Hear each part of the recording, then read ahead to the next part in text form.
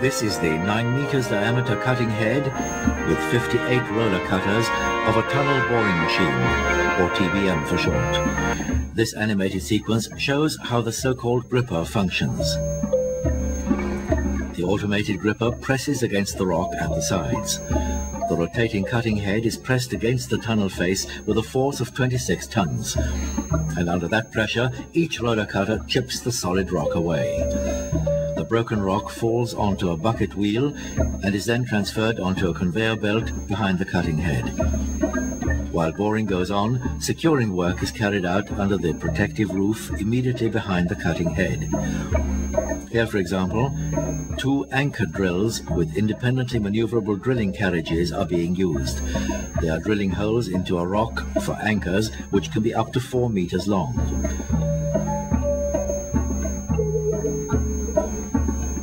Another example is a mesh placing machine. This travels over the anchor drill and places steel mesh behind the protective roof to give protection against falling rock. Which securing measures are most effective against rock falls depends on the local geology. In one place, steel anchors are best, whereas in another it may be steel mesh, caps or arches. Another means of securing are steel arch segments. The same mesh placing machine pre-assembles them under the protective roof. The complete ring is then transported to its final position, pressed against the rock and installed there.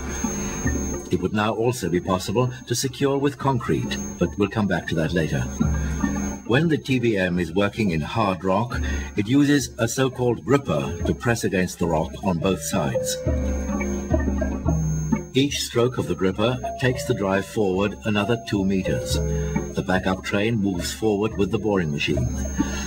At the end of the stroke, the gripper is retracted, moved forward to the new position, and then tensioned again. The TBM can now cut another 2 meters. Here we see, speeded up, how the feet are raised and lowered.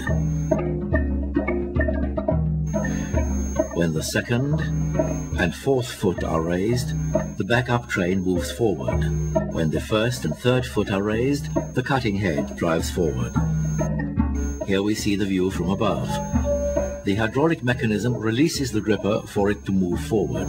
Then it is tensioned again for further boring. The TBM can drive up to 40 meters per day. Hydraulic cylinders control the horizontal and vertical position of the cutting head. This makes it possible for the TBM driver to steer the direction at all times. The shotcrete robot now finally secures the finished tunnel walls.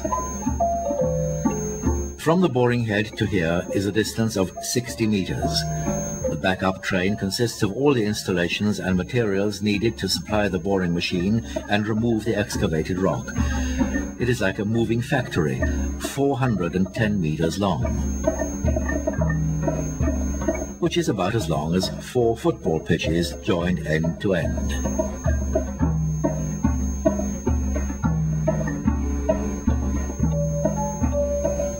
This TBM was specially developed for the hard rock of the Gotthard.